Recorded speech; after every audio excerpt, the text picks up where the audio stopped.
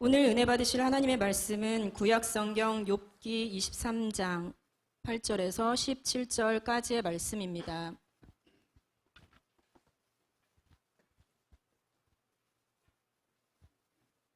다 함께 합독하시겠습니다. 그런데 내가 앞으로 가도 그가 아니 계시고 뒤로 가도 보이지 아니하며 그가 왼쪽에서 일하시나 내가 만날 수 없고 그가 오른쪽으로 돌이키시나 배울 수 없구나. 그러나 내가 가는 길을 그가 아시나니 그가 나를 단련하신 후에는 내가 순금같이 되어 나오리라. 내 발이 그의 걸음을 바로 따랐으며 내가 그의 길을 지켜 치우치지 아니하였고 내가 그의 입술의 명령을 어기지 아니하고 정한 음식보다 그의 입의 말씀을 귀히 여겼도다. 그는 뜻이 일정하시니 누가 능히 돌이키랴. 그의 마음에 하고자 하시는 것이면 그것을 행하시나니 그런즉 내게 작정하신 것을 이루실 것이라. 이런 일이 그에게 많이 있느니라. 그러므로 내가 그 앞에서 떨며 지각을 얻어 그를 두려워하리라. 하나님이 나의 마음을 약하게 하시며 전능자가 나를 두렵게 하셨나니 이는 내가 두려워하는 것이 어둠 때문이나 흑암이 내 얼굴을 가렸기 때문이 아니로다. 아멘. 아멘. 할렐루야. 우리 옆에 분들과 인사를 나누도록 하겠습니다. 사랑하고 축복합니다. 아멘. 할렐루야. 하나님의 사랑이 여러분들의 인생 가운데 임하기를 주님의 이름으로 축원합니다. 지난 한 주간 참 마음이 아팠어요. 수해 지역 목사님들의 전화를 받고 도와달라는데 어떻게 도와드려야 될까라고 하는 그런 마음이 굉장히 마음이 아팠습니다. 그래서 이 말씀을 사실은 준비를 했어요. 사실 노아의 시대 때처럼 하나님을 잘 믿고 또 하나님을 잘 섬기는 사람들은 피해를 보지 않고 안 믿는 사람만 피해를 보면 어떨까라고 하는 악한 마음이 제게도 있었습니다. 너무나 안타깝잖아요. 사실 고양시 지역도 33년 전에 그러한 비 피해를 보지 않았습니까? 그것이 얼마나 가슴 아픈 일이고 힘든 일인지 우리가 다 경험해 보지는 않았습니까? 그래서 수건을 좀 보내주십시오. 그래서요, 제가 이제 광고를 드렸고, 사실 수건을 가져가면 모든 기구를 닦고, 뭐 이것저것을 닦고, 방을 정리하고 해야 되는데, 그래서 또, 세탁기가 필요하지 않겠나 해가지고 제가, 개인적으로 세탁기 2대를 또, 중고로 보내드렸습니다. 통돌이 세탁기잖아요. 많이 비싸진 않아요.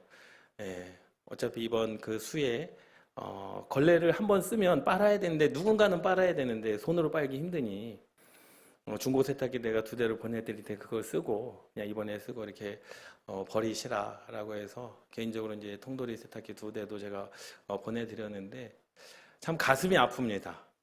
그렇게 신앙생활 열심히 하고 교회 가물이 차고 힘든 가운데 교회뿐만 아니라 모든 성도님들의 삶이 얼마나 고달프고 힘들까라는 거예요.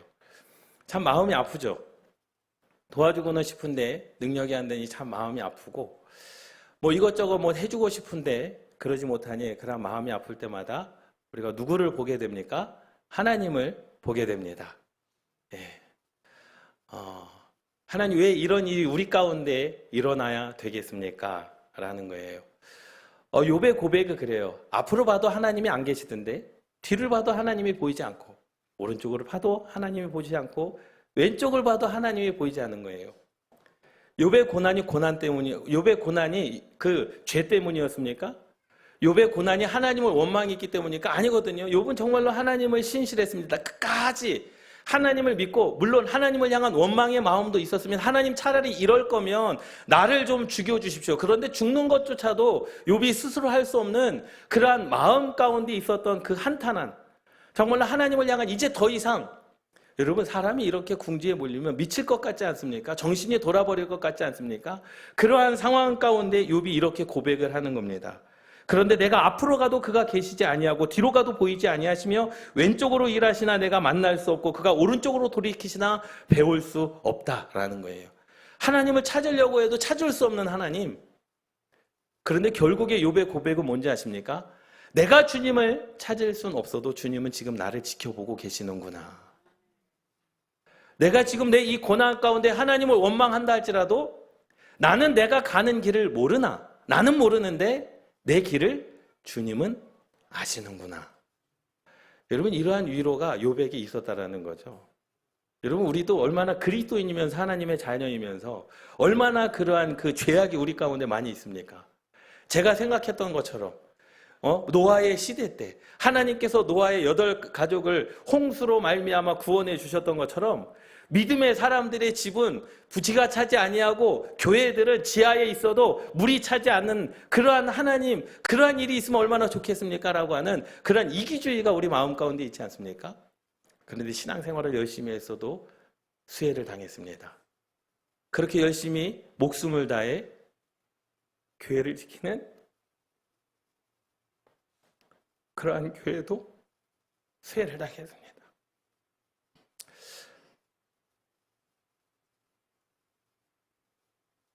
그러니 하나님이 원망스럽지 않습니까? 사실 저는 그래요. 저는 뭐 의인이 되지 못하기 때문에 때론 죄도 짓고 실수도 하고 하나님을 원망하기 때문에 뭐 하나님이 가끔가다 내 인생 가운데 그런 고난을 주신다? 아, 그래. 내가 하나님 앞에 바로 살지 못했기 때문이구나. 그렇게 생각할 수 있죠.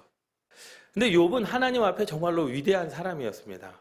범죄하지도 않았고 하나님을 원망하지도 않았고 그냥 하나님을 믿고 살았던 사람이었는데 왜 하나님께서 그러한 고통을 그에게 주시느냐라는 거예요.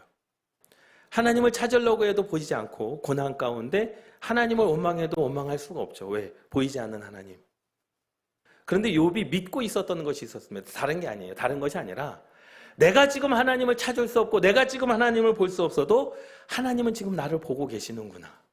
내 눈에 하나님이 안 보이는 거지 하나님의 눈에 내가 지금 들어있구나. 내가 하나님의 손길, 내 길을 하나님께서 아시는구나. 여러분 생각해 보세요. 여러분들의 인생이 날마다 형통하다라고 한다면 사실 내 삶의 길을 알지 못해도 상관없습니다. 그렇잖아요. 어제도 형통이고 오늘도 형통이고 내일도 형통이고 어제도 사업이 잘 됐고 오늘도 사업이 잘 됐는데 내일도 오늘보다 사업이 잘 되면 사실 내 인생의 길을 알지 못해도 기쁘고 즐겁고 행복하지 않겠습니까? 그런데 고난의 연속이라고 한다면 야, 내가 다른 길을 찾아봐야 되는 거 아니야? 삶의 어려움이 계속된다라고 한다면 내가 직장을 다른 일을 찾아봐야 되는 거 아니야? 그러한 마음이 들지 않겠습니까? 욥의 마음도 그러한 마음이었다라는 거죠. 그러나 오늘 말씀처럼 나는 몰라요. 내가 가야 할 길도 모릅니다. 지금 고난이 왜 이렇게 임하였는지 모릅니다. 그러나 나의 길을 오직 하나님이 아시기 때문에 아시는 하나님을 붙잡고 살아가는 욥의 인생, 그러한 인생이 저와 여러분들의 인생이 되시기를 주님의 이름으로 축원합니다. 욥은 첫 번째로 그렇게 고백을 했어요. 나의 가는 길을 주님께서 알고 계신다. 8절 9절 말씀처럼 어디를 봐도 주님을 찾을 수가 없는 거죠.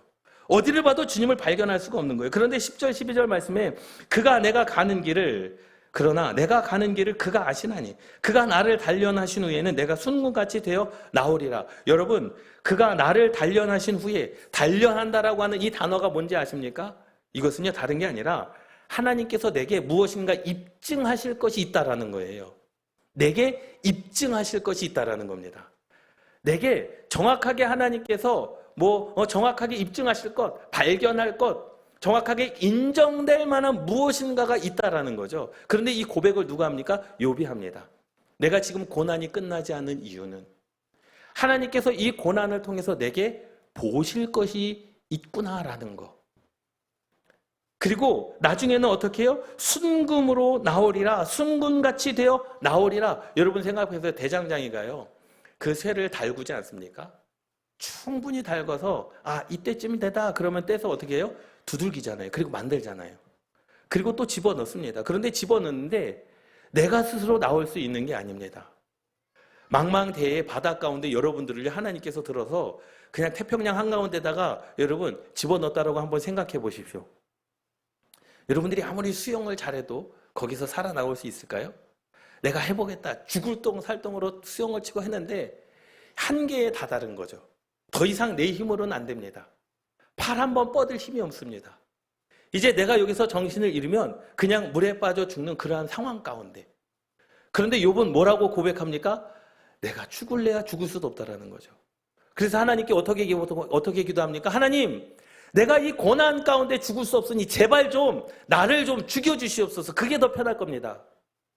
그런데 욥의 고백은요, 정말로 위대한 고백입니다. 내가 하나님을 놓을 수 없으니 하나님이 나를 놔 주십시오. 이것은 뭐예요? 내가 죽기까지 하나님을 원망하면서 죽기는 싫습니다. 내가 이 고난과 고통 중에 하나님께 불평하면서 죽기는 싫습니다. 그러니 내가 하나님께 불평하기 전에, 내가 하나님께 원망하기 전에 내 목숨을 걷어가 주십시오. 이 믿음이 바로 욥에게 있었습니다. 여러분, 얼마나 멋있습니까? 굉장히 멋있지 않습니까? 이러한 멋있음이 저와 여러분들에게도 있기를 주님의 이름으로 축원합니다. 하나님께서 저와 여러분들을 계속 단련시키는 거죠. 고난으로 단련시키십니다. 고통 중에 단련시키십니다. 그 이유는 한 가지입니다. 내게 하나님께서 발견하실 것이 있다는 거죠. 때로는 여러분들의 순종을 원하십니다. 여러분들의 물질을 원하실 수도 있어요. 여러분들의 건강을 원하실 수도 있습니다. 나를 왜 계속해서 내가 살 수 없는, 내가 숨 쉴 수 없는 그러한 고난 가운데, 고통 가운데 왜 나를 자꾸 몰고 가시는가? 그것을 통해서 하나님께서 볼 것이 있다는 거죠. 그래서 나를 단련하신 후에 그것이 하나님께서 입증되어지신다면 그때 나를 어떻게 하는 거예요? 그 자리에서 건져 주시는 겁니다. 여러분, 이러한 은혜가 저와 여러분들 가운데 있기를 주님의 이름으로 축원합니다. 아무것도 할 수 없는 그런 상황 가운데, 여러분, 그러니 하나님 앞에서 우리가 원망하잖아요. 여러분, 왜 원망이 될까요? 하나님 앞에서 우리가 많은 것을 요구하잖아요. 왜 많은 것을 요구할까요? 생각해 봤더니 우리는 늘 항상 기도하는 것이 비교가 되기 때문에 기도하는 거죠. 나는 저 사람보다 믿음 생활을 열심히 하는 것 같은데 복은 덜 받는 것 같고, 나는 저 사람보다 교회에서 더 봉사하고 헌신하는 것 같은데 교회에서 덜 인정받는 것 같고, 항상 우리의 기도는요, 비교 때문에 하나님께 원망하고 하나님께 불평합니다. 그럼 생각해 보세요. 세상에 이 땅 가운데 온 우주 만물 가운데 살아 숨쉬는 게 나 혼자라고 한다면 하나님께서 주시는 것은 감사밖에 없습니다. 그렇잖아요. 비교할 대상이 없는 거예요. 내가 하나님께 잘했는데 하나님께서 나에게 고난을 주셨다? 여러분, 그것도 감사한 겁니다. 왜? 비교할 대상이 없거든요. 하나님께서 나에게 죽을 힘을 다해 하나님의 신앙을 생활을 했는데 하나를 주셨어요. 그런데 그 하나도 감사한 거예요. 왜? 비교 대상이 없거든요. 그런데 우리는 하나님께서 내게 주신 은혜에 대해서는 감사하지 않고, 나보다 많이 받은 사람, 나보다 잘 나가는 사람, 나보다 건강한 사람, 나보다 잘난 사람, 그러니 우리가 하나님 앞에 원망하며 살아가는 거 아니겠습니까? 여러분, 이러한 것들을 우리가 끊어내야 되는을 깨달으시기 바랍니다. 욥의 그 고백은요, 너무나 멋있는 고백입니다. 내가 하나님을 찾았더니 하나님을 만날 수 없다.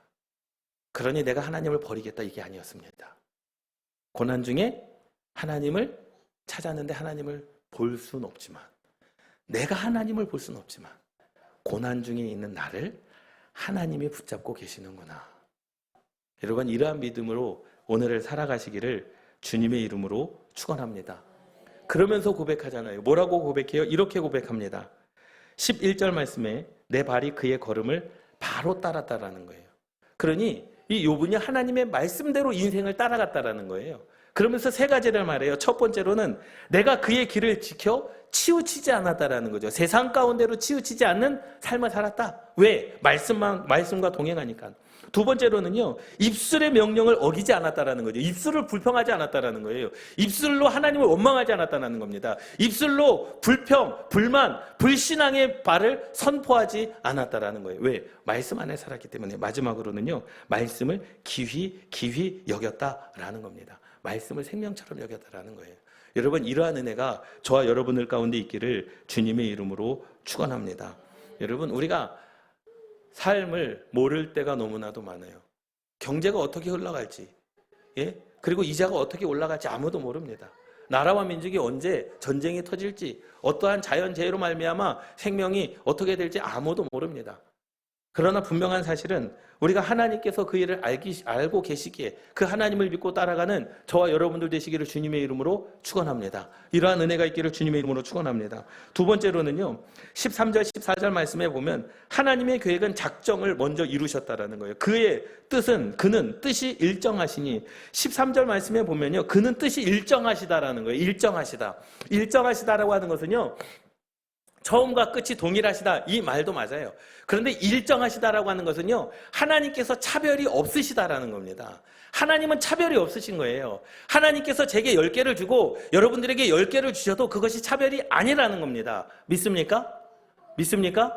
믿습니까? 우리는 차별로 생각해요. 왜 하나님 나는 하나를 주시는데 저 사람에게는 10개를 주십니까? 아니요. 하나님은 일정하신 겁니다. 하나님은 차별 없으신 겁니다.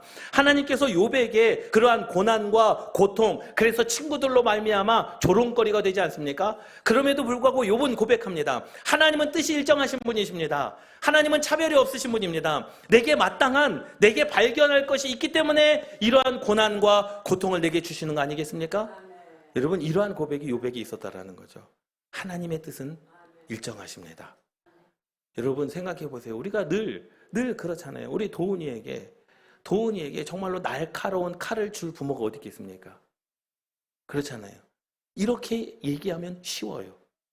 그런데 나는 장성한 성인인데, 나도 복을 누릴 자격이 있는데, 나도 이렇게 할 수 있는데, 그런데 나는 하나님 앞에 모든 것을 할 수 있다라고 생각을 하죠. 그러니 뭐가 되는 겁니까? 남과 비교하기 시작하게 되는 겁니다. 그 뜻이 일정하시니, 이 말은 욥은 나에게 이 고난과 고통을 주시는 것, 하나님께서 차별 때문에 내게 주시는 것이 아니라 내게 보실 것이 있기에, 내게 입증하실 것이 있기에, 내게 하나님께서 요구하실 것이 있기에 주신 것이기 때문에 차별이 아니라 나는 그것을 오늘도 이겨야 된다라는 믿음입니다. 할렐루야. 여러분, 누가 능히 돌이키랴. 그의 마음에 하고자 하시는 것이면 그것을 행하시나니 그런즉 내게 작정하신 것을 이루실 것이라. 이런 일이 그에게 많이 있느니라. 하나님께서 작정하실 때, 이스라엘 백성, 하나님께서 작정하실 때 믿음의 사람들, 여러분 생각해 보세요. 지금 수해로 말미암아 수해 복구가 한참이지 않습니까? 땀을 흘리면서. 그런데 거기에 가가지고 제가 위로를 한답시고 당신이 당신의 길을 알지는 못하지만 하나님께서 당신의 길을 아십니다. 여러분, 위로가 될까요? 안 됩니다. 절대로 안 됩니다.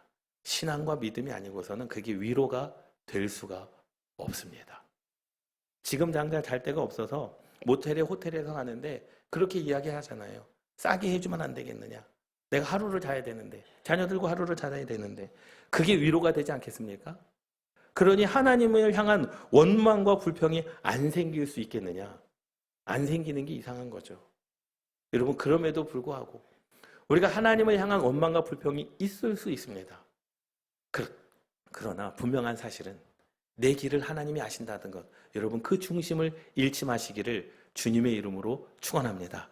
여러분들의 고난과 고통 때문에 하나님께 원망과 불평이 있할지라도, 누구처럼요? 다윗처럼요. 그러나 하나님께서 나를 지금 보고 계시는구나. 여러분, 그 사실을 잊지 마시기를 주님의 이름으로 축원합니다.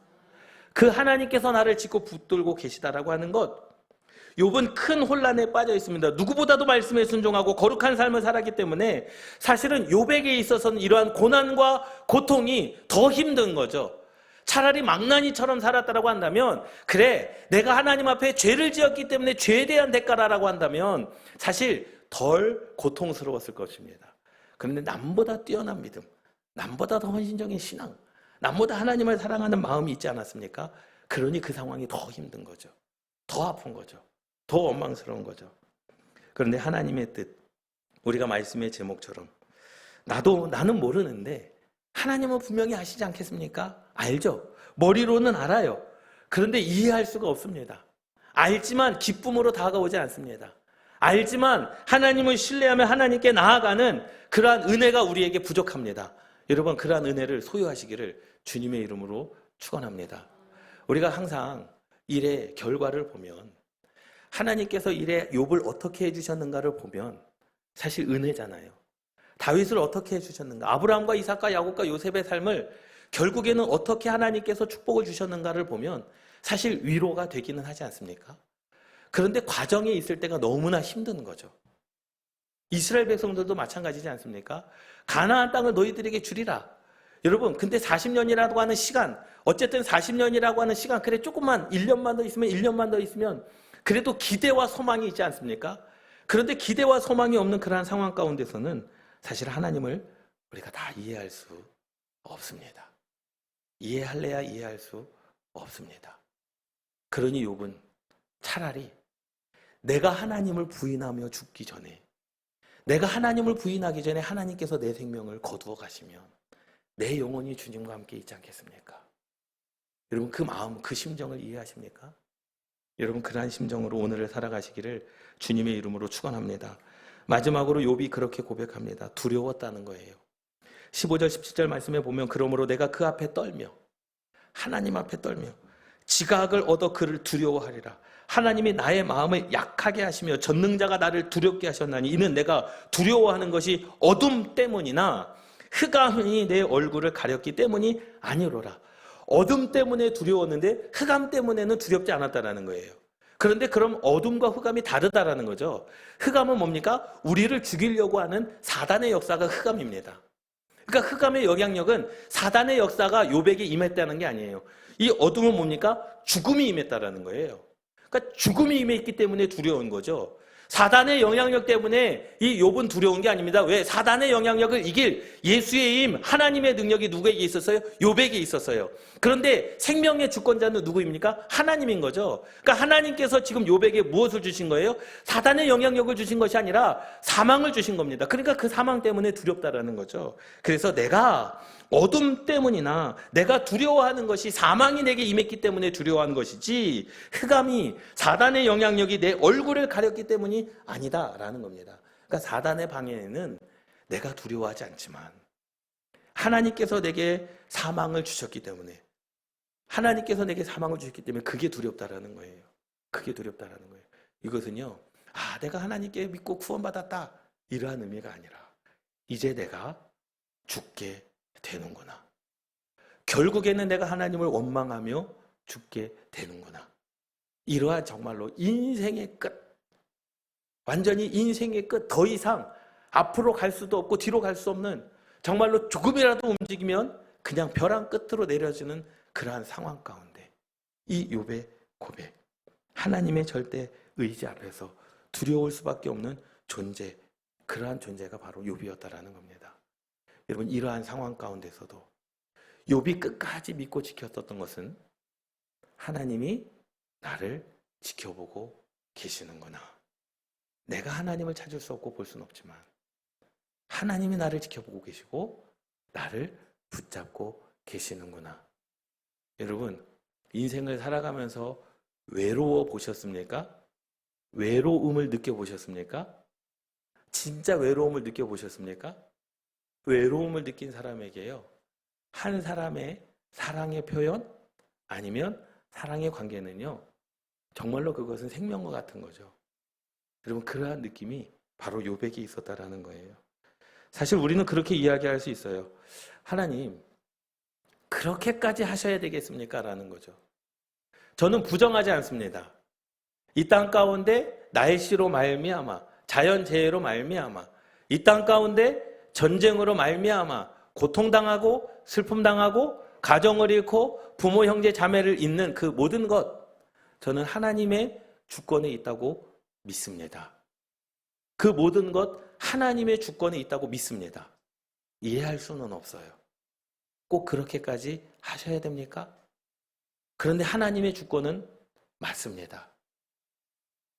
우크라이나와 러시아 전쟁, 하나님의 주권에 있습니다. 우리나라에 수많은 비로 말미암아 수재민이 생긴 것, 하나님의 주권이 맞습니다. 그런데 솔직히 이해할 수 없잖아요. 하나님의 주권임을 인정하면서 우리는 이해할 수 없지 않습니까? 그러면 우리는 그렇게 기도하죠. 하나님, 그렇게까지 하셔야 되겠습니까? 라는 거예요. 그렇게까지 하셔야 되겠습니까? 그러나에도 불구하고 우리는 믿어야 됩니다.